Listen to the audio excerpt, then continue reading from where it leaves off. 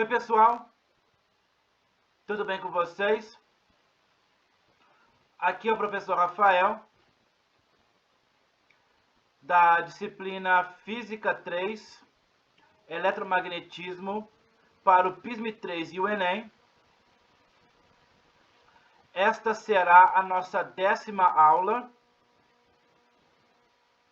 Estamos estudando o campo elétrico. Nesta aula em específico, vamos considerar as linhas de força do campo elétrico. Embora represente situações concretas, o campo elétrico é um conceito abstrato. Um corpo carregado eletricamente altera a região em que se encontra.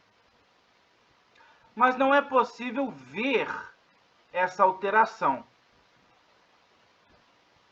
o que tornaria mais fácil entender como ocorre a interação elétrica entre corpos carregados. Aqui o livro nos diz que seria mais fácil para nós se nós pudéssemos ver, né? Mas essas forças da natureza nós não conseguimos ver. Por exemplo, quando você pega uma pedra e joga para cima, você não vê a força gravitacional, mas ela está ali, ela existe. Tanto é que a pedra cai, ela é atraída para baixo. Da mesma forma, quando você coloca dois ímãs um próximo ao outro, você não consegue ver, mas você sente. Você sente a atração ou a repulsão entre os ímãs. No caso da pedra, essa força gravitacional é sentida através do peso da pedra. No caso da força eletromagnética, da força elétrica ou magnética, não é através do peso, mas sim da resistência que o ímã tem quando você aproxima polos iguais, ou na atração quando são polos diferentes. Você não vê, mas existe. Por essa razão, os físicos utilizam o conceito de linhas de campo, ou linhas de força, criado por Faraday. É o modo de dar a um conceito abstrato uma representação concreta. Veja a figura abaixo.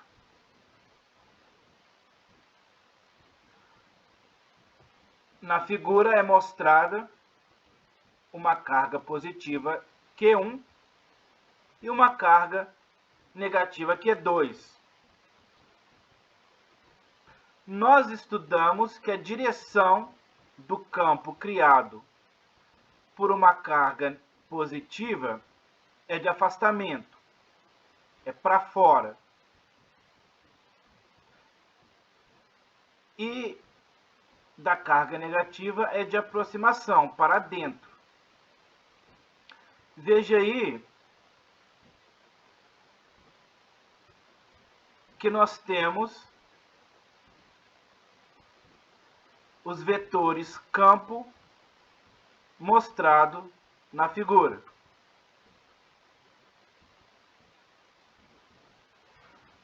Ela mostra os vetores que descrevem os campos elétricos gerados por duas partículas de cargas Q1 e Q2 em 3 pontos A, B e C do plano, onde essas partículas se localizam.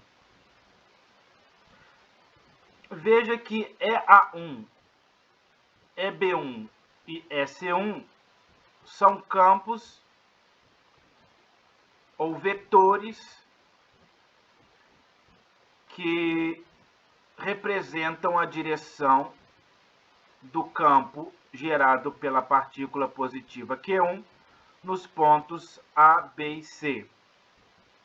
E que EA2, EB2 e EC2 são os vetores que representam o campo gerado pela partícula negativa Q2. E EA em vermelho, EB e EC são as resultantes, o vetor resultante em cada um dos pontos A, B e C. Observem que a direção é de afastamento de Q1 e de aproximação a Q2. Essa configuração se torna visível com o traçado de linhas de força. Veja a figura abaixo agora. Nós temos a mesma interação entre carga Q1 e carga Q2, mas aqui o livro focou na linha de força que vai de Q1 a Q2, em que o vetor resultante ele é tangente a essa linha de força em cada um dos pontos A, B e C. Ele é tangente a essa linha de força. A configuração do campo elétrico gerado pelas partículas de carga Q1 e Q2 pode ser visualizada por linhas de força como esta, que tangencia os vetores EA, EB e EC. Linhas de força são, portanto, linhas que permitem visualizar o campo elétrico, assim como qualquer campo vetorial. Elas contêm o vetor campo elétrico em cada ponto do espaço ou o tangenciam. Veja agora a representação do campo através de linhas de força. Veja alguns exemplos nas figuras de linha de força do campo elétrico. Em primeiro, uma partícula carregada positivamente. Observe que as linhas de força saem da carga positiva. O sentido é de afastamento, para fora da carga positiva. Para a partícula negativa vai ser o contrário. As linhas de força se destinam à carga negativa. Elas têm a direção de aproximação. Elas vão em direção à carga negativa.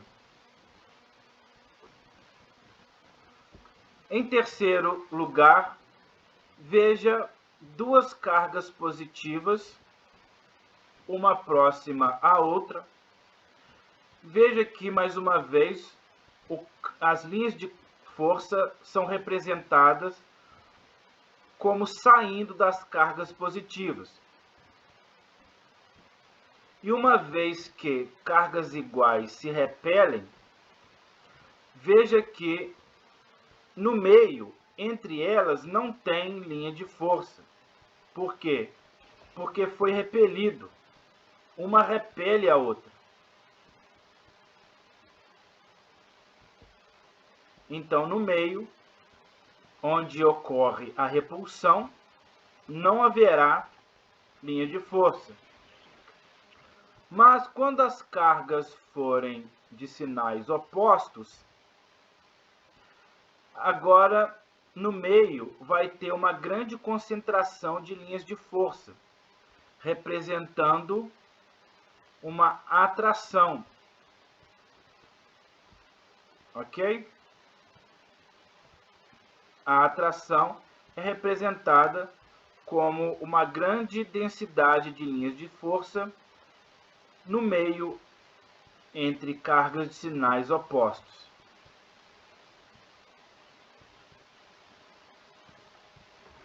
O livro diz: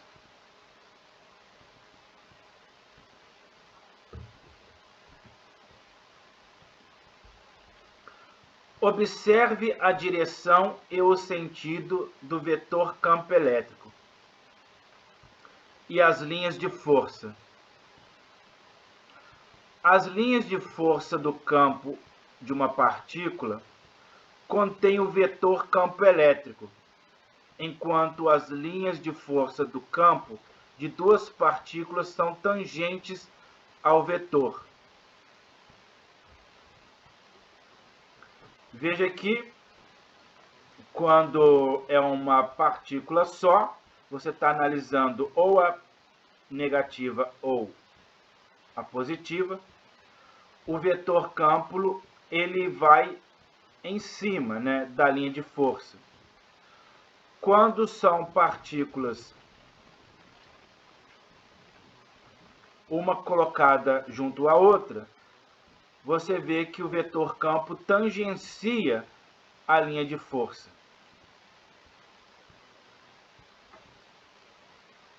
Note as setas indicativas de sentido que, em ambos os casos, estão associadas às linhas de força e obedecem ao sentido do vetor campo elétrico em cada ponto. Por causa dessa convenção, costuma-se dizer que as linhas de força nascem nas cargas positivas e morrem nas cargas negativas, mas também podem nascer ou morrer no infinito. As linhas de força indicam ainda, qualitativamente, o módulo do vetor campo elétrico numa região, onde elas forem mais concentradas, maior será o módulo do vetor campo elétrico. Onde tem pouca linha de força, o módulo é pequeno. Onde tem muita linha de força, o módulo é maior. Como os círculos sombreados em verde são iguais, pode-se deduzir que o vetor campo elétrico é maior nas regiões em que há mais linhas de força em cada círculo.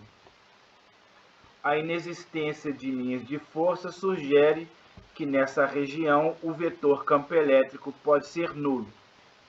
Veja esses círculos verdes, onde tem muitas linhas de força passando pelo círculo, quer dizer que o módulo do vetor campo elétrico é maior. E onde, veja que entre as duas partículas positivas não tem linha de força passando pelo círculo. Quer dizer que ali ele é nulo. E olhe o círculo verde no meio entre a partícula positiva e a partícula negativa.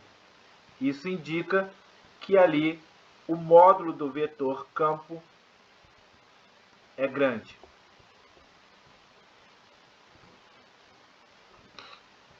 Em outras palavras, onde a densidade de linhas de força é maior, o módulo do vetor campo elétrico é maior. Essa é uma das aplicações mais valiosas das linhas de força. Tornar possível a análise qualitativa de situações físicas. Além disso, embora sejam abstratas, é possível obter configurações concretas das linhas de força. As fotos a seguir são de demonstrações experimentais que concretizam essas configurações, colocando-se sementes de grama a flutuar sobre óleo. Os círculos pretos, fontes geradoras dos campos elétricos, são extremidades de terminais ligados a um gerador eletrostático.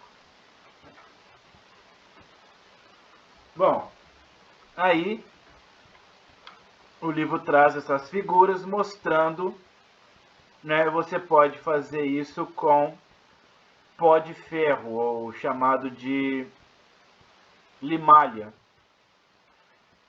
Você coloca um ímã embaixo de um papel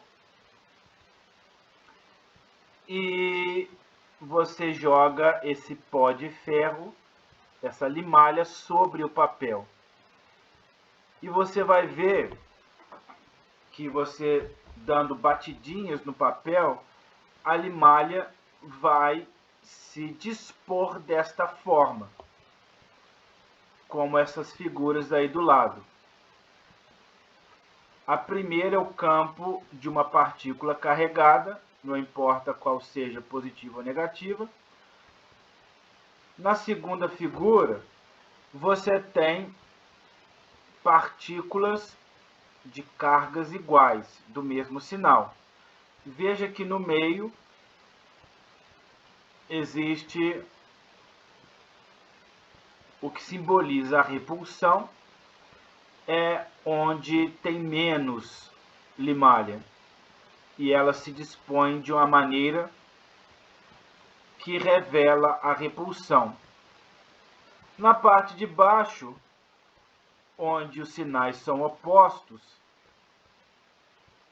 você observa que ela se dispõe de uma maneira que nos revela a atração. As linhas de força saem de uma partícula e vão até a outra.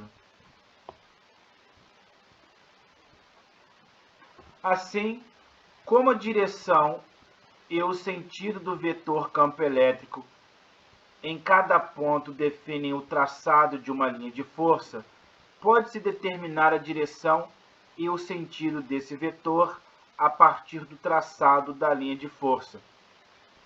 Quando a linha de força é retilínea, a direção e o sentido do vetor campo elétrico em cada ponto coincidem com a direção e o sentido da linha de força, quando analisamos cada uma delas separadamente. Mas quando analisamos elas em pares, quando as linhas são curvas, a direção do vetor campo elétrico em cada ponto da linha é a da tangente à curva nesse ponto, enquanto o sentido é o mesmo da linha nesse ponto. Quando analisamos cargas em pares, o vetor campo elétrico vai ser dado pela tangente no ponto em que se quer analisar. Por fim, um alerta. As linhas de força são figuras tridimensionais. Infelizmente, por serem configurações difíceis de representar graficamente, ficamos com a impressão de que essas configurações são planas, o que, em geral, restringe a nossa compreensão do conceito de campo elétrico. Veja como a representação gráfica tridimensional, representada na figura a seguir, amplia a nossa ideia de campo elétrico gerado por duas cargas pontuais de sinais opostos. Ok? Com o auxílio da limalha do pó de ferro, nós conseguimos ver a disposição do campo elétrico sobre um papel, que é plano. Mas aqui o livro nos alerta quanto a natureza tridimensional do campo. Na verdade, ele não se dispõe de uma forma plana. Em realidade, ele vai se dispor em uma forma tridimensional.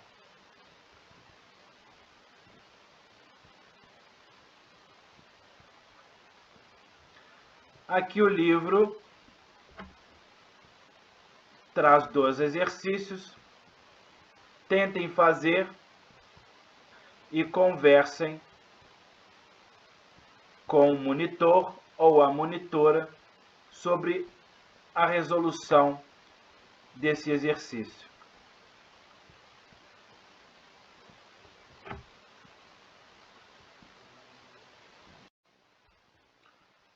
Campo de um condutor esférico carregado. Na maior parte das situações de interesse prático, as partículas portadoras de cargas elétricas não se distribuem em pontos materiais, mas em corpos extensos, e geram ao seu redor campos elétricos cujo estudo é quase sempre muito difícil, por exigir recursos de cálculo avançado. Bom, o livro aqui está nos alertando quanto à necessidade de usar ferramentas matemáticas que nós aprendemos somente em cursos de ciências exatas na universidade, como física, matemática, engenharias, química. Você usa essas ferramentas matemáticas, você aprende isso lá. Então, um estudo detalhado destes campos elétricos somente é permitido com o auxílio desse cálculo avançado, dessas ferramentas matemáticas avançadas. Para nós aqui, será interessante apenas o resultado final, e não o processo pelo qual nós devemos caminhar para entender essa equação que é gerada por esse cálculo avançado. Então, o livro vai trazer uma fórmula. Nós não vamos nos interessar de onde essa fórmula saiu. Nós simplesmente vamos adotá-la e usá-la.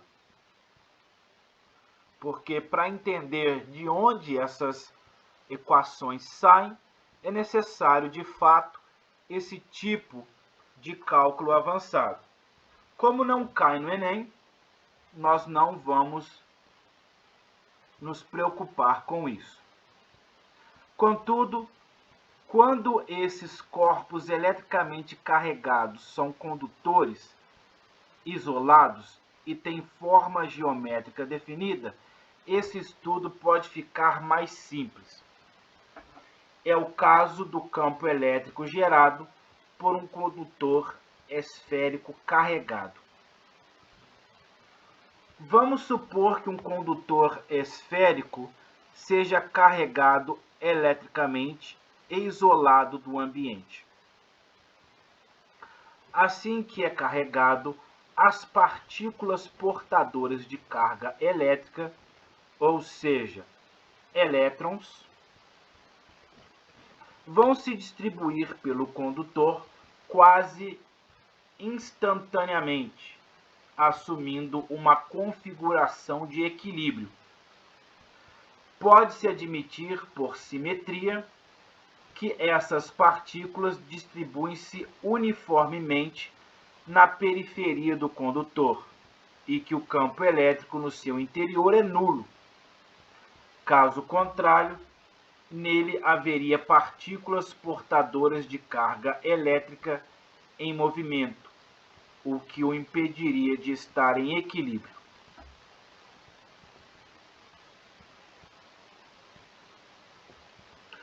Por outro lado, e também por simetria, para determinação do vetor campo elétrico em um ponto exterior ao condutor, pode-se supor que toda a carga do condutor localizada na periferia esteja concentrada no centro da esfera, como vimos no volume 1, página 127, no tópico Centro de Gravidade e na atividade prática da página 230, também do volume 1. Bom, o que o livro quer dizer? Caso o condutor seja oco, as partículas carregadas vão se dispor na periferia, na casca. Caso ele seja denso, também vai acontecer isso. Elas vão se dispor na parte externa, porque vai haver repulsão entre elas. Somente na parte externa, mais distante possível do centro, que vai estar o excesso ou a escassez de cargas. No interior vai haver a neutralidade. Mas, por conveniência, nós podemos, em alguns casos, considerar que a carga está concentrada no centro da esfera, assim como se considerou com a massa para calcular o centro de gravidade. Veja as figuras a seguir. Elas mostram a simetria entre o campo gerado por um condutor esférico de carga Q e por uma partícula com a mesma carga Q.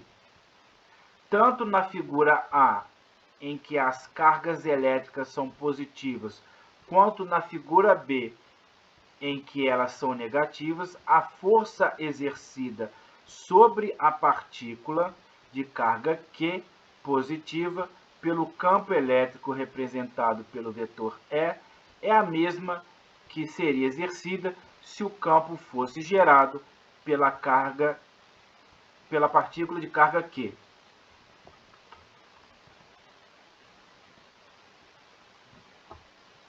Bom, tá aí o que o livro traz e ele diz o seguinte: na figura A, nós temos um condutor carregado positivamente, ou seja, ele tem carência de elétrons. Quando um condutor está carregado positivamente, significa que tem prótons de mais e elétrons de menos. Mas você não põe prótons no condutor. Você somente retira ou põe elétrons. Se ele está positivo, é porque foi retirado dele elétrons. No condutor da figura B, ele tem excesso de elétrons. Foi adicionado a ele elétrons em excesso. E o livro diz que o mesmo efeito é verificado quando nós observamos os campos elétricos de um condutor onde a carga está na sua periferia ou com a partícula de mesmo módulo, de mesma carga, no centro. Veja que essa carga Q positiva no centro, ela não faz parte deste condutor. ela está aí apenas para mostrar que o efeito é o mesmo do condutor esférico maciço com carga na periferia e uma partícula de carga concentrada no centro dele. A mesma coisa é verificada para a figura B, onde nós temos carregamento negativo.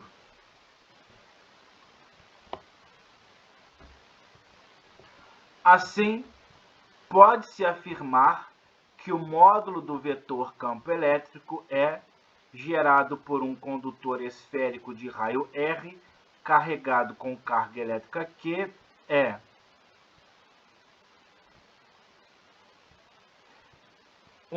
é igual a zero para pontos localizados à distância D do centro do condutor, tal que D é menor do que R. Vamos aqui considerar que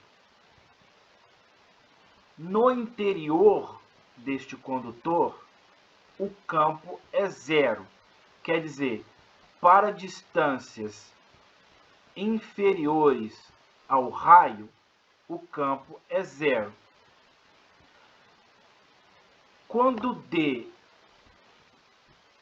o D da expressão lá é igual a KQ sobre D ao quadrado, quando D é maior do que R, ou seja, quando a distância considerada é maior do que o raio da esfera, ou seja, estamos considerando locais fora da esfera, o campo existe, ele é diferente de zero. O gráfico abaixo sintetiza esses resultados. Quando D é menor do que R, o campo é zero.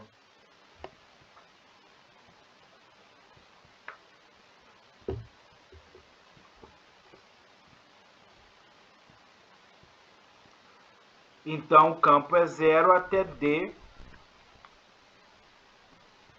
se tornar igual a R. A partir do momento que D é maior do que R, vale a expressão KQ dividido por D ao quadrado.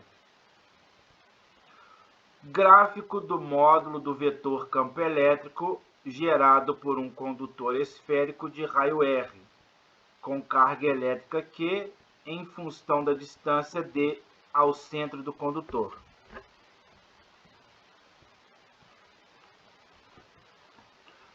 Como as considerações de simetria também são válidas para condutor maciço ou oco, conclui-se que o campo elétrico gerado por uma casca esférica condutora carregada em equilíbrio é o mesmo gerado por uma esfera maciça condutora de igual raio e igual carga.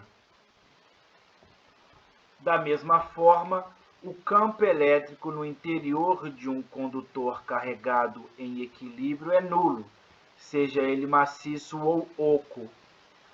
Veja a foto. Mais uma vez, nós vamos usar a limalha de ferro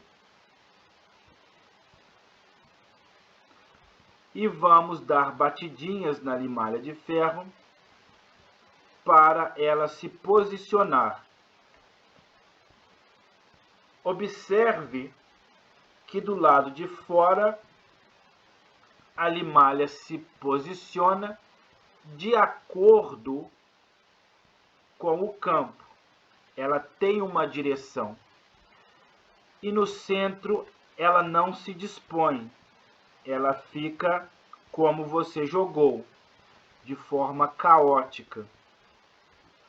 O que indica que no centro o campo se anula e que do lado de fora o campo é existente.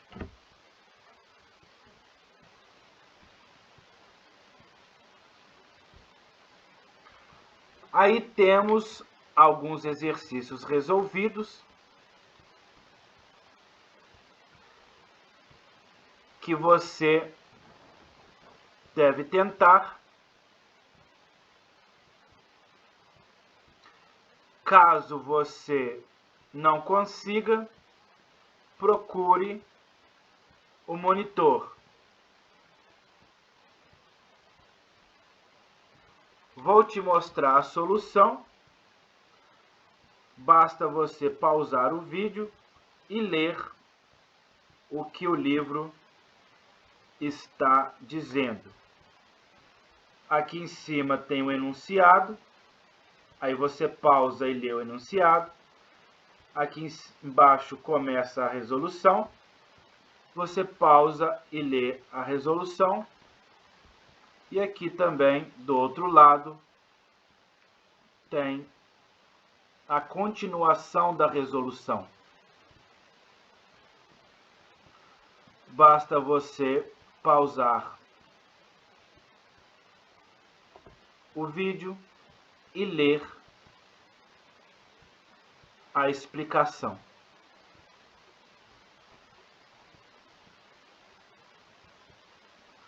Ok, pessoal?